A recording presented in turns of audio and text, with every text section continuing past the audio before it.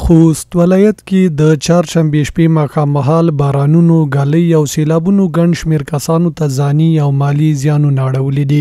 د یاد ولایت بیلابیلو سیمو اوسیدونکو په وینا باران ګالۍ او سیلابونو له وجې یو شمېر کورونه نړېدلي، زراعتي حاصلاتو ته یې زیانونه اوښتي او په ځینو سیمو او بازارونو کې کاروبارونه هم زیانمن شوي دي.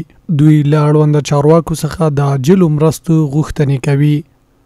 نو دا ډېر شدید طوفاني سیلاب راغی چې په نتیجه کې دغه کور ته ډېر مالي او ځاني زیان ورسېده او په د خپل امنیتي ځواکونو څخه ډېره منندوی یو چې په وخت او عاجل اقدامات وکړه او موږ ته ورسېده، خو موږ عاجلو مرستو ته اړتیا لرو چې سرپناه بیخي شته نه د دغو خلکو، نه د نور هم نشته، یو دا نه ده چې یو دغه دی د نور هم نشته.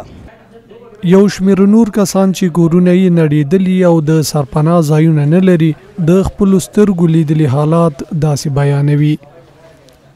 ما در نانبایی بودم، بارش که شد این خانگاه‌های ما را کل سیلاب واودند است، این خانه چاپه شد بود و واودند است، در خطر برابر است.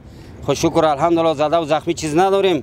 خو مقصد موزیان چی رسیده میکالا و این چیزا کم مشکلات. وسایل خانه 4 خانه کلش شیشتگی است، کلش خراب است. از فرش و ظرف و هر چی که بگی کلش خراب است. دیگه ناله ما حیران موندیم به اله خدا که چی کنیم خیلی. بل لور د خوست ولایت له پیښو سره د مبارزې امادګۍ ریاست مسؤلین وایي چې د بررسي کارکونکي زیانمنو سیمو ته لیږلي، تر څو له بررسۍ وروسته ورسره په بېلابېلو برخو کې اړینې مرستې ترسره کړي. بګا شپه چې کوم باران شو په خوست کې د اکثره په مرکز کې د هغې تلفات زیات و، تر 500 نه شپېته کورنۍ پورې داسې موږ سروې کړي دي چې هغه په کلي یا جزئي توګه زیانمن شوي دي.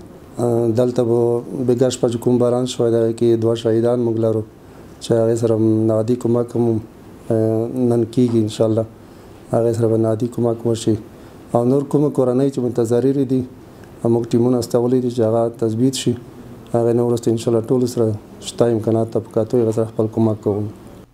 د یادولو ده چې خوست ښار کې د باراني اوبو او سیلابونو راوتو له وجې د ښار سړکونه، پیاده روونه او د ګرځېدو نورې لارې د خټو، چټلیو او نورو اضافي موادو له وجې چټلې شوې وې چې د ښاروالۍ ریاست رهبرۍ په شتون د وکیل ګذرانو او هیوادوالو او د ښوونځیو زده کوونکو له لوري په ګډه د اشر په واسطې سره پاکې کړای شوې.